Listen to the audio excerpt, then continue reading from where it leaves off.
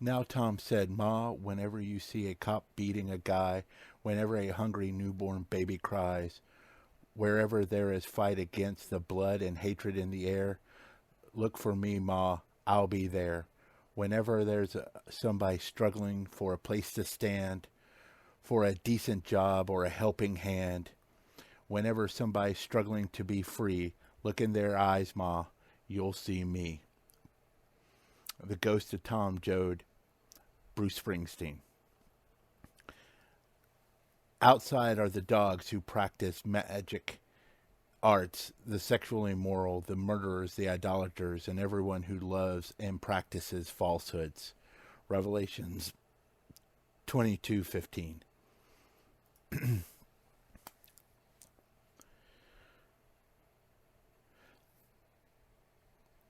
Welcome to Heresy and Hearsay's Reverend Barney sermons. I'm Reverend Barney, and you can follow me on Twitter at Seth Roth II.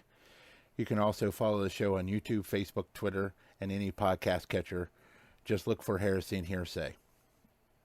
Please like, share, follow, subscribe to us. Also give us a review. That helps others find us.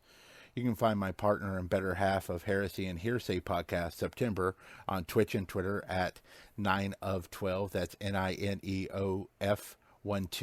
And you can hear her on the Geek Girls podcasts. Heresy and Hearsay has a Patreon. The site you can find us is at patreon.com/heresy and hearsay, where you can visit to help support us. Just $2 a month goes a long way to make the humble show. And when we're on Twitch, you can also contribute bits in Twitch, and you can also subscribe free with your Amazon Prime. So this is going to be our second show of the Heresy and Hearsay umbrella. This is going to be a bit more freeform. I talk about news articles, news things that bother me, or just things on my mind. This is not going to be as structured, though there are going to be some things I am going to do that will be more structured. I know I keep promising about the church and fascism. I keep promising that, and they're written. I just haven't sat down and recorded them yet, and I do apologize. This is going to be also a supplemental for our normal Heresy and Hearsay. I've had the flu for the past few days. Fever is broken, but I'm in a bit of not able to focus as much as I should on the stuff that we want to talk about. So next week, as far as the Heresy and Hearsay is concerned, we will be doing the Union show. That is the plan. We'll talk about... No, actually, I strike that. I'm sorry. That's not what my notes say. I apologize again. I am on a lot of cold medication right now. So next week, we're going to talk about movies that have horror movies, because Halloween's coming up, and it's going to be a fun show. We'll talk about stuff, horror movies, especially. I personally will be focusing on some of my favorite horror movies that have religious overtones or religious fears in them. So I'm sure some of you could probably guess what at least one or two of those may be. So we'll be doing that. And then the following week, we'll be finally going over the Good Omens. I have been reading the book, and I'm going to leave my thoughts for that until I finish the book and we do this programming. So we'll discuss that, me in September, the week after Halloween, kind of All Saints Day kind of thing, where we'll focus on that. Then we'll get back into our regular scheduling, where we'll talk about unions the following week, and then we'll talk about the environment the week after that. Hopefully everything will start to mesh a bit better for us. I am so sorry things are going the way they are right now. Things have been kind of hectic as far as I'm concerned, as far as migraines and stuff like that. So hopefully things will start to get better very, very soon, and we'll get back on track. So this is kind of going to be a supplemental. The reason I read those two quotes, or did my best to, is because I want to discuss a little bit, not so much about the impeachment, though I've tried to follow it, but with the way I've been feeling, It's just a lot of legal stuff, and I am not strong enough in that. I will say this, that um, there are a couple of points that I want to make. Yesterday, for those who don't know, this is being recorded on the 23rd of October 2019. So yesterday, both Donald Trump and Lindsey Graham, the senator from South Carolina, basically stated that a legal proceeding, which is the impeachment hearings, is the same as lynching. For those who don't know, since the Civil War until the 1920s, there was over 5,000 men and women lynched, 5,000 black men and women lynched, especially in the South. There were a few above the Mason-Dixon line, but for the most part, it was Southern. South Carolina was notorious for it, as well as a lot of other Southern states. North Carolina is not immune to this horrific part of our history. So, for a senator from a state that just recently, and last 5 years or less, not even 5 years, took down the Confederate flag from their Capitol building, or from the Capitol grounds,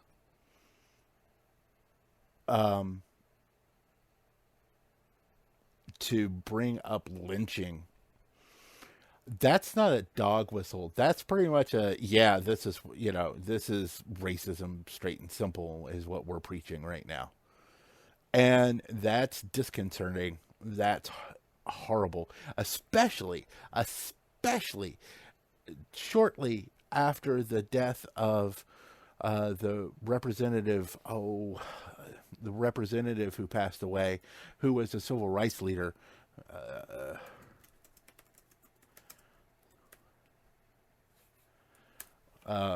Conyers, I think it was Cummings. I'm sorry, Elijah Cummings, and he was from Baltimore.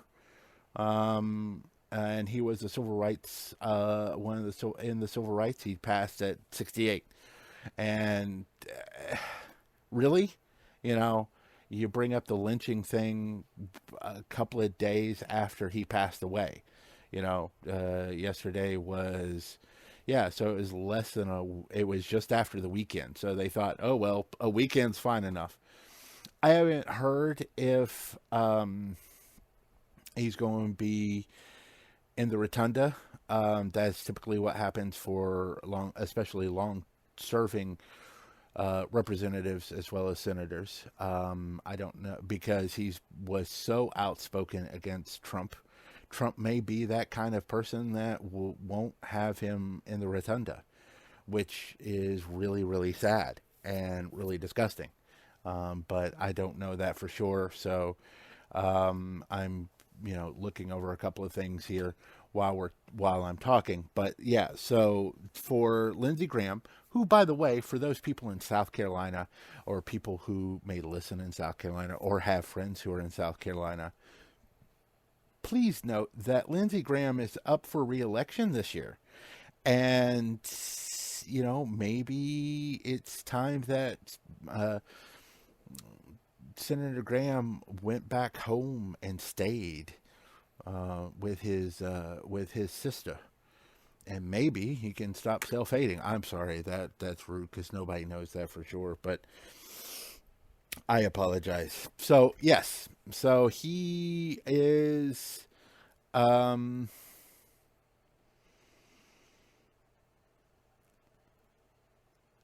he's up for re-election. So really, I'm sure that there's someone running against him that would be very decent, and would be someone who would basically be able to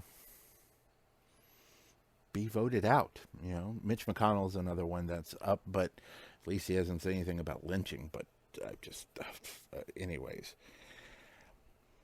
But I wanted to bring that up. I also wanted to bring up the fact that, of course, Trump is lying. If his lips are moving, he's lying, especially if it's to protect himself. You know, but there are better websites and better places that you can find that information and stuff like that. People who are much more knowledgeable about what's exactly going on. The outrage machine is out there for a reason, and they're doing a good job because you need to be outraged. The question I have, though it's not one that I'm overly questioning, but it's one that has to be brought up, just because there is a Republican in the office, and he's the one going up for impeachment. Does that will the senators in the Senate who are Republican vote for impeachment? This is not. Here's the thing, and I want to do kind of a couple of parallel things. First off, I want to discuss what I witnessed growing up in politics and how things have changed. And I've noticed the change. And most people who are anywhere politically savvy can kind of pinpoint it of when the switch happened. When I was a wee lad, I grew up in the I was born a year before, a year of, I don't, during, right after or right during the Watergate situation and Nixon resigning. It was an interesting time as far as the political situation was concerned. There were, we've never impeached, like removed from office, a president as far as the United States are concerned. It's never come up to that point. There's been impeachments, which is basically the House of Representatives voting for someone to be impeached, but it's the trial in the Senate that matters. And they're the ones that actually remove the president from office. So it never got that far with Nixon, but a lot. The way things kind of fell out as far as Nixon is concerned is that he was going to be impeached. He was going to be the first, so he resigned to save face. Here's the thing: I don't think Donald Trump has that in him. If it comes to that point, I don't think he would just leave office to save face. I don't think he has that in him. So it would come up to the vote from the Senate at that point. And I don't know. I can't answer the question. I don't know if there is enough senators of conscience, especially on the Republican side, to vote him out. And I know that sounds pessimistic, but here's the thing. The 1970s and the 2019s are a generation different. And you have to understand that even when Republicans were in office, especially or in power, they still worked with their other colleagues because, but though, and I'm not saying that either side were great people or that there wasn't selfish needs, because there always is. I mean, we as a humanity can be very selfish. One thing that does stick, and I'm going to briefly talk about one thing that sticks out to me about Good Omens that I find interesting is how both the authors, and I don't know who wrote what part or what, but how both authors have this belief in humanity that we are the best and the worst, because we can be. The amount of evil that we can produce in this world is makes devils, makes demons, as they said in the book, go, wow, I never thought of that. While the goods that we can do makes angels blush, is basically it. We, because of that free will, because we can make those decisions, we are much better people, or we can be much worse people. So I'm not saying that there was not selfish needs involved in this, but I can say, if you look at the history, that in a lot of respects, there was a lot of working together and looking out for the betterment of the nation. There was a shift in the 90s about that. Newt Gingrich in his house was a big contributor. Most people can put it to that wave of congressmen and women being voted in, the Republican Congress being voted in during Clinton's administration. Not that Clinton was an angel, God. No, he's not. He's a very bad individual.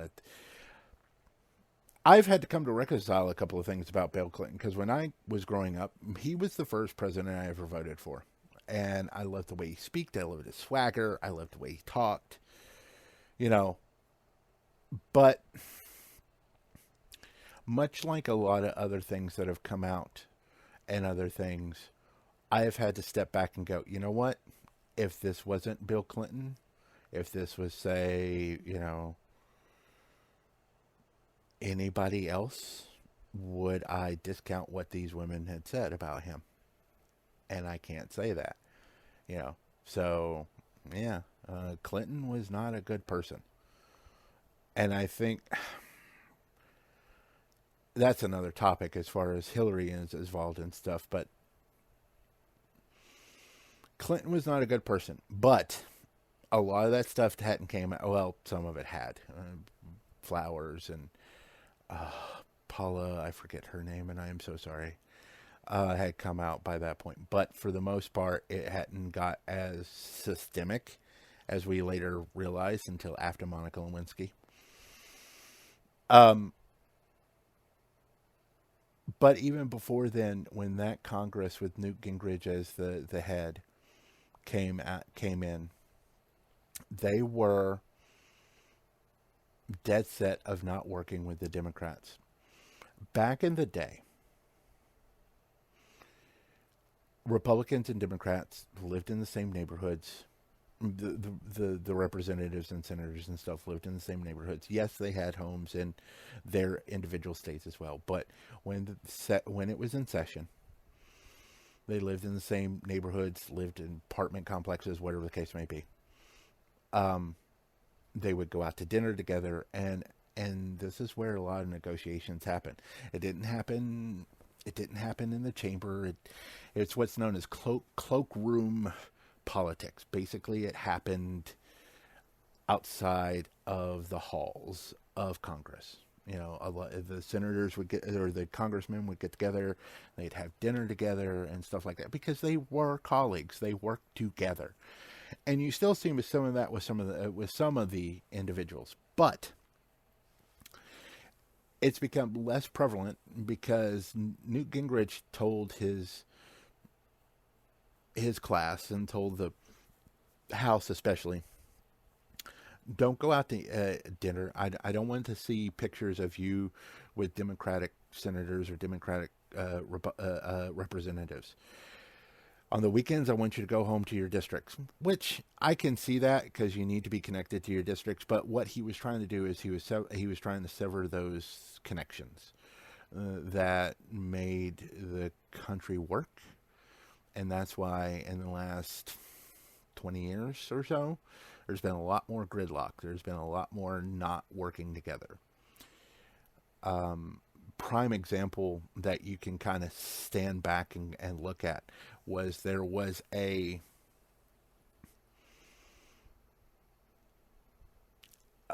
Supreme Court justice or someone who is up for a Supreme Court justice by the name of Bork. I forget his first name, but Bork was woefully not qualified, woefully not set up to be congressman, uh, uh, you know, Supreme Court justice, and Congress together, said no. And this was a Republican president that put him, or that was going to put him up, and all this kind of stuff. It wasn't a rubber stamp. They all felt that is no. He was not qualified. And to be fair, if that situation was going on today, the last two nominees would not have made it. I mean, all you have to do is, in some respect, is just look at when George W. Bush was going to have Harriet Miers as a Supreme Court justice, and she was woefully unqualified. And both sides of there was still enough of that both sides said, no, that's not a good idea. But it definitely, in the last 20, 25 years, there's been a lot less of congressmen going out to eat dinner and stuff like that. Does that make us a more centrist nation when that happened? Most likely it did. It kept us from trying to do things like healthcare and like universal healthcare or universal college and stuff. The only way those things happen now, for my side, and it's the same for the other side as well, whatever, things that they want to do, unless they have control of all three, of the two of the branches, the legislation, both the House of Representatives and Senate, as well as the executive, they're not going to get things accomplished. Why do you think a lot of that stuff, after the Congress flipped back red again in 2010, from 2010 until Obama left, he couldn't get anything hardly done. He got a few things done, but the compromises were so monumental. And, that's one of the things that we've kind of lost our sight on, is that, we used to sort of talk to each other. And I think that's important, and that's something that we discussed on our show, is we do need to know how to talk to each other. And we do need to know and say, okay, this is how I'm coming at this. This is how you're coming at this. Can we look at it in maybe a third way and see it? I'll give you a prime example of how Congress did work. Back in the 80s, there was a hole in the ozone layer. We were basically going to set ourselves on fire a lot faster than we are now, than we were. But that accelerated things. There was a certain kind of gas that was in aerosol cans that caused that. Congress got on that in a heartbeat. Led the world. Said no. We're not. Manufacturers, no. It's not going to be allowed in our. It's not. If you make any of that stuff that's here and sold here, we're not going to allow you to sell it here. If you make it from another country or whatever, and it got to, and it was universal, and we fixed the ozone layer. We fixed the hole. Okay, we were able to do that. That was an environmental thing that was going to cost businesses money, and we were able to fix it.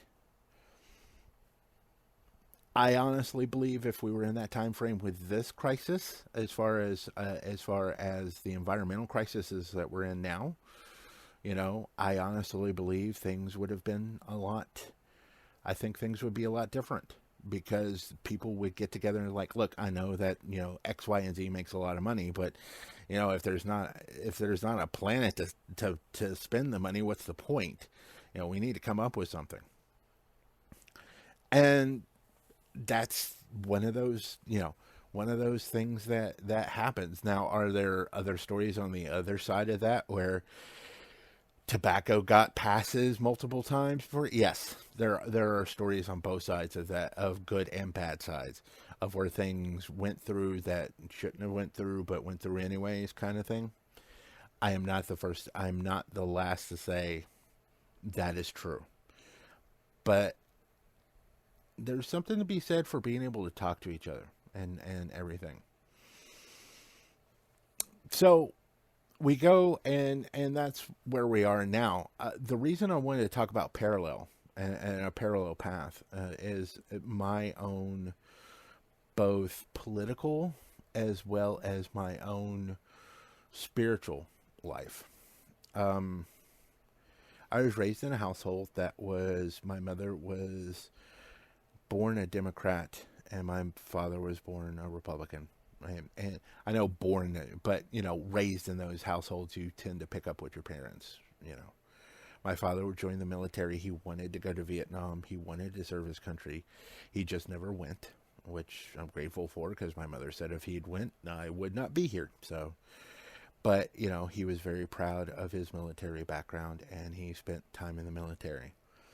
After that, things got a little less good for us as far as financial is concerned, until he started working for the U.S. Postal Service.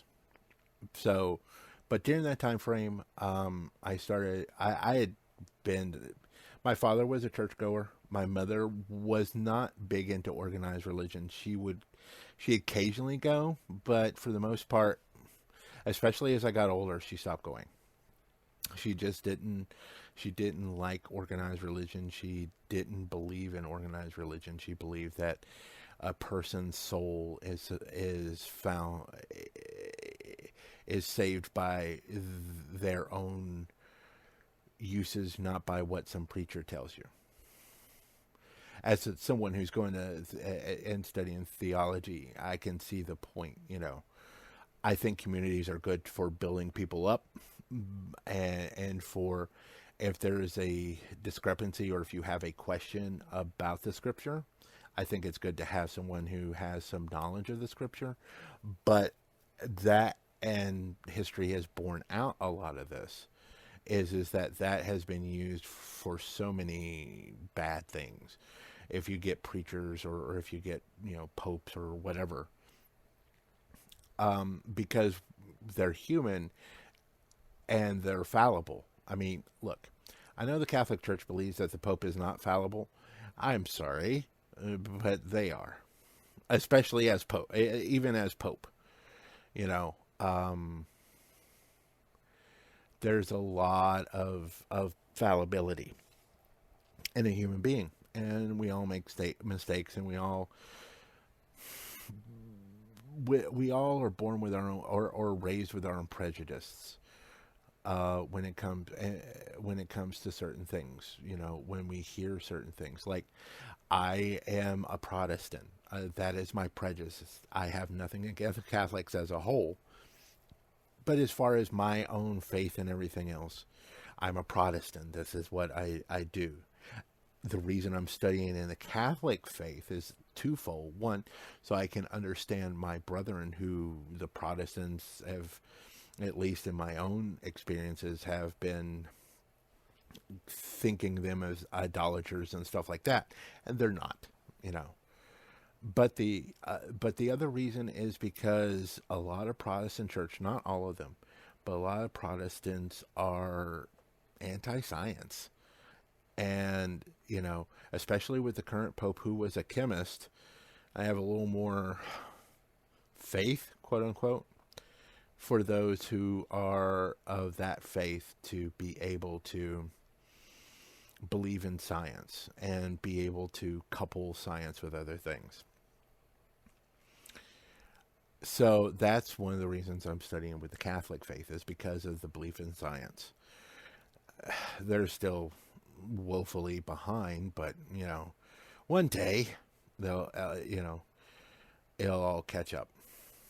And it's woefully behind because they're blind to it, or they don't want to. For example, and I have it in both. I printed it off, and then I purchased a copy of it.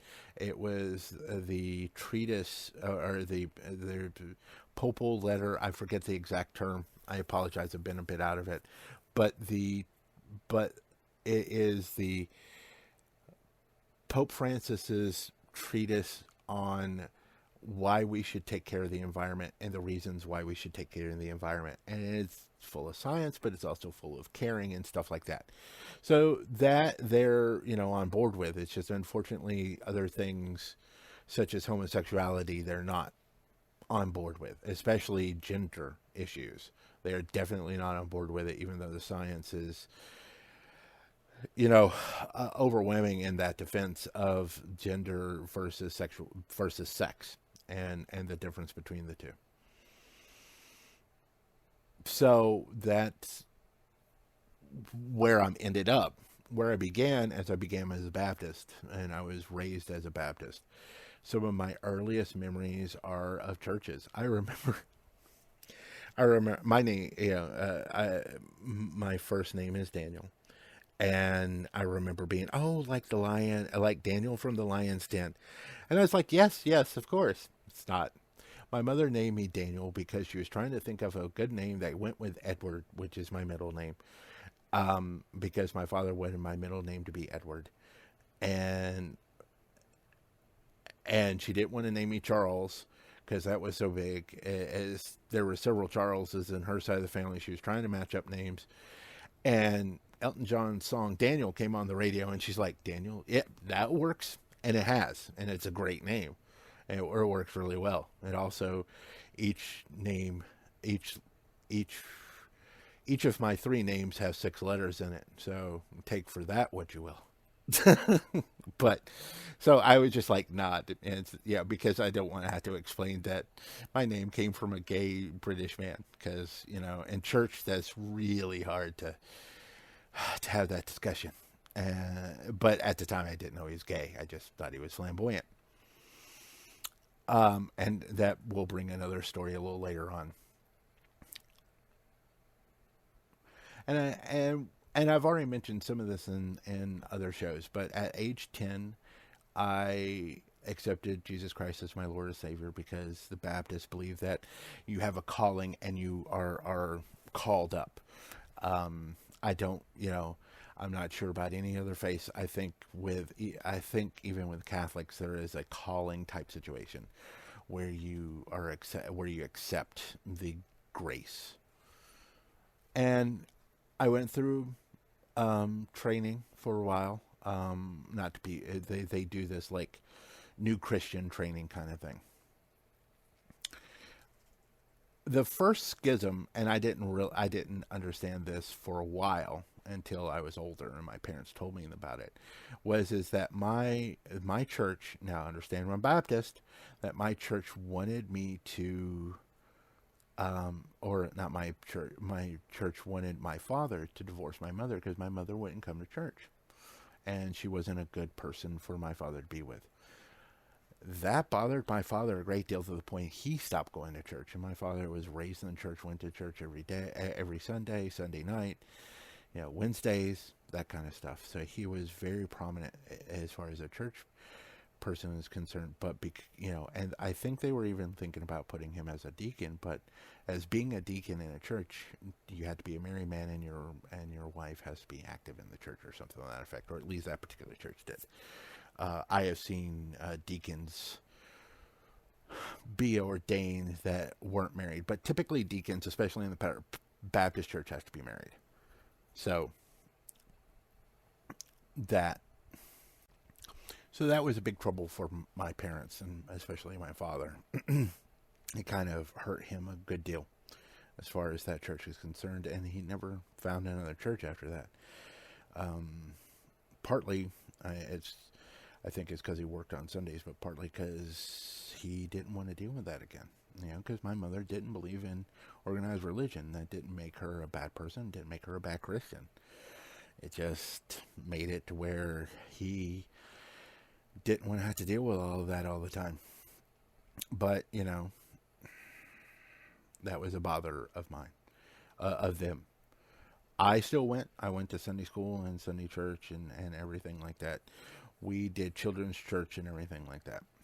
And then we moved, and when my father got the job with the postal service, and we moved, and I bounced around a little bit, trying to find a church, and I did eventually find a church, and I was very happy at that church and everything. I recommitted myself when I was in my mid-teens because I was 10, and let's be fair, 10 is not. I honestly don't feel that's the age where someone really understands. You never really understand, the affinity, but understands what you're saying as far as that you're repeating words.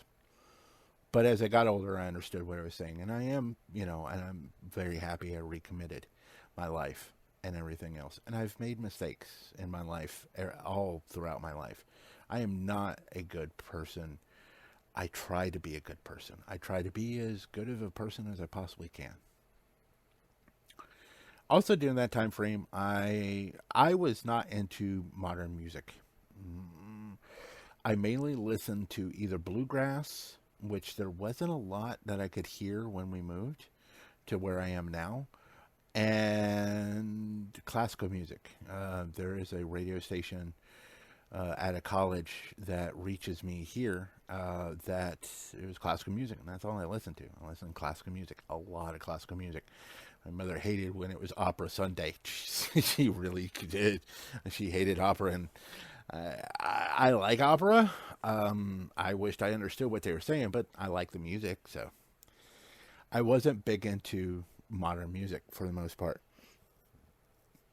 And then I started getting into Christian rock and roll. I don't know, it's like, Christian rock and roll. Here's the thing.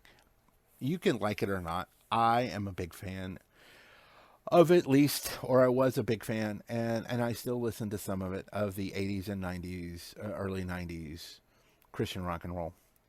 It was a gateway. No, I'm just kidding.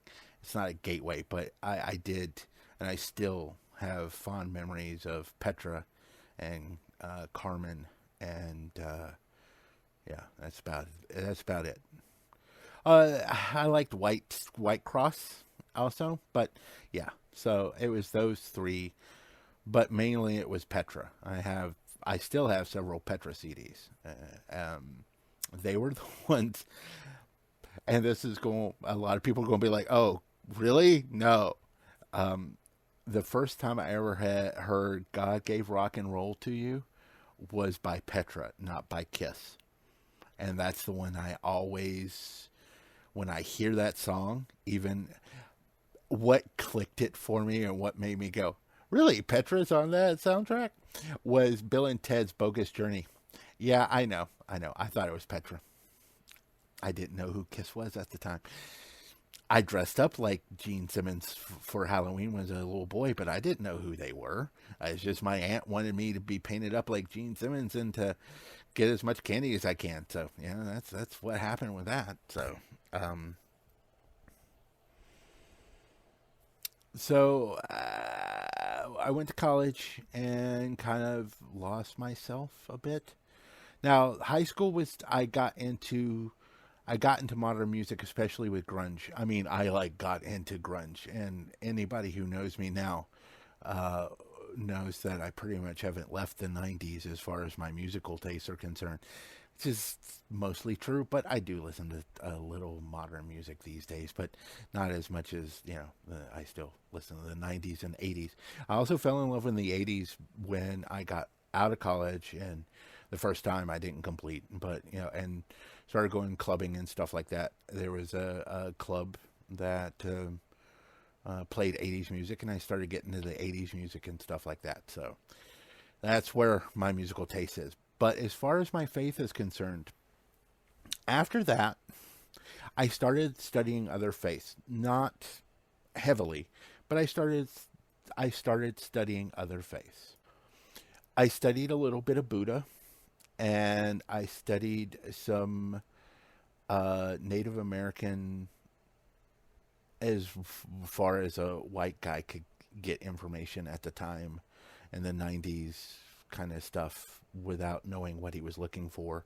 Native American heritage, faith, and looking at that. I studied some Egyptian pantheon stuff, and how it was in the modern times, worshipped and everything. And I studied Wicca a bit. I even read a couple of books. I owned a couple of books. I even had my own quote unquote book of shadows. So, which didn't have many spells in it. I read To Ride a Silver Broomstick, which some of those will be, some people of my generation would get, oh, really? All right. I think it's still published to this day. And I also read Solitary Witch, was another one I read. Do they stick in my head much? Not really. There's been a lot of hits to the head, a lot of migraines, and a lot of, probably a few drugs that have kind of wiped out some of that memory. But I did study it, and I have a healthy respect for those who still practice it, especially those who were. There was a boom in the 90s of occult knowledge, or people wanting to know more about the occult. At least when I was more in tune with the kids, because I was one. Um, and I have a lot of respect for people who found their faith in that, and still practice it to this day because of how it was such a kitsch thing, or all that kind of stuff. And then I started going and looking at my own faith again, and realizing I am a Christian. It's just that there's certain ritualistic things that I prefer to do as a Christian. Where I feel the most connected in my Christianity is when we are doing the Lord's Supper, what Catholics call communion, and some other the denominations call communion, but the Lord's Supper. Of course, we drank a little thing of grape juice and ate an oyster cracker. But, I also don't believe in transmogrification, or of where it becomes Jesus' flesh and Jesus' soul, because or Jesus' blood, because that's a little creepy to me. But I do believe in the ritual. I think rituals are important, and I think that's what's helped me with my faith. Have I found a church since then? No, I haven't. I haven't looked either. I've read a lot of Christian literature in my time. One book that always sticks out to me, that I feel that anybody who wants to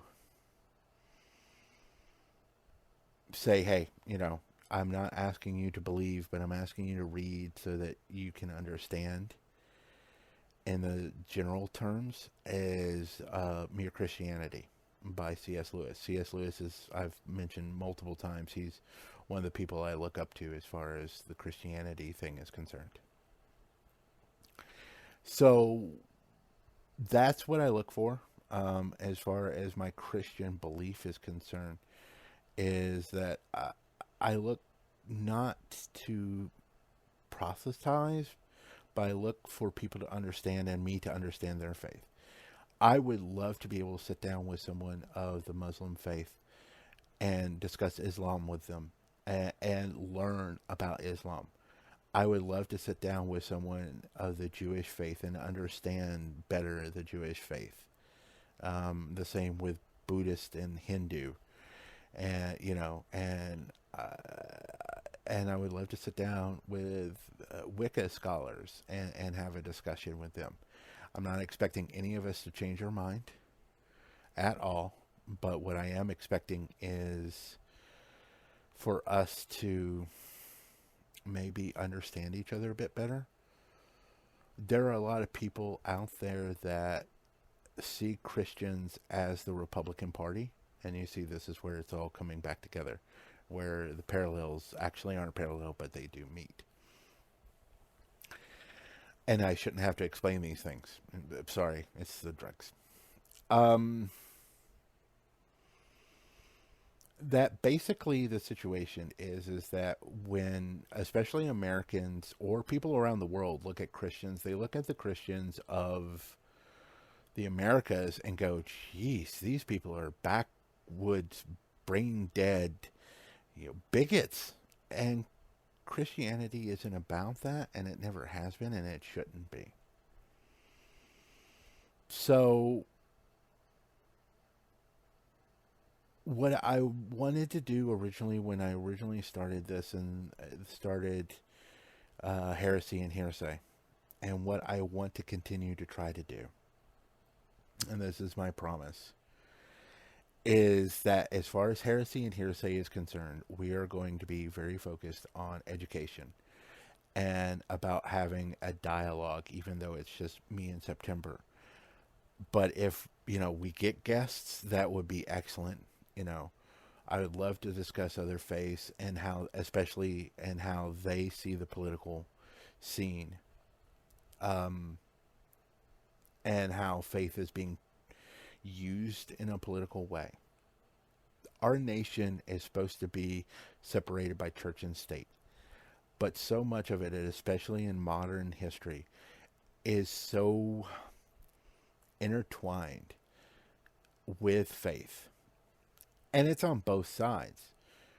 When the civil rights movement was being done, though it was a political statement, it was based on religious belief, and religion can be a good thing and can be used in a good way.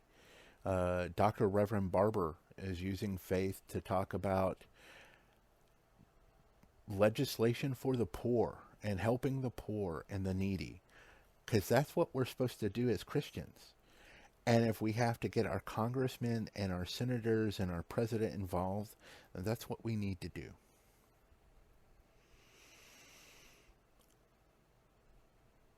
So this whole rambly talking about politics, talking about my journey as a person of faith, is to basically set this up as far as the series is concerned, to let you know that there will be some structure occasionally. I promise we will get to the church and fascism very soon. And these will come sporadically. They may be 3 a week, 1 week, and then they won't be another for a couple of weeks. These are things that I want to talk about, things that I want to, especially when I see something that just makes me look at my faith and go, why are you guys doing that? And it not be a constructive thing. I want to talk it through and let people know where my brain is and where my voice is, and why I want to talk about it, and kind of go through why this is a bother and why this should not be something that is used in that way, in a more, more ranty kind of way, more of how dare you, sir kind of way. I have idols, I've already talked about C.S. Lewis. Another one of my idols, I own 3 of his books. I'm sorry, I don't have the Worst Persons in the World book, but I have 3 of his books. Is Keith Overman. I love Keith Overman. There'll be times where I'll just sit down and listen to some of his old talks about George W. Bush, or about, when he was working with GQ and doing and listening to those. Sam Cedar from the Majority Report is someone else that I have followed for multiple years, through multiple different segments from back when he was on Air America and stuff. So, there is the ranty side, which is Keith Overman, especially with his special reports, but there's also the intelligence, let's talk this through side, which is the Sam Cedar side. So you'll kind of get a mix of those, of how dare you, and get, righteous indignation, but also through a glass of, let's talk through why this is the situation, why this makes me angry. Why is Ben Shapiro just about to cause my head to explode, or, stuff like that. So these are things that will happen on this particular show.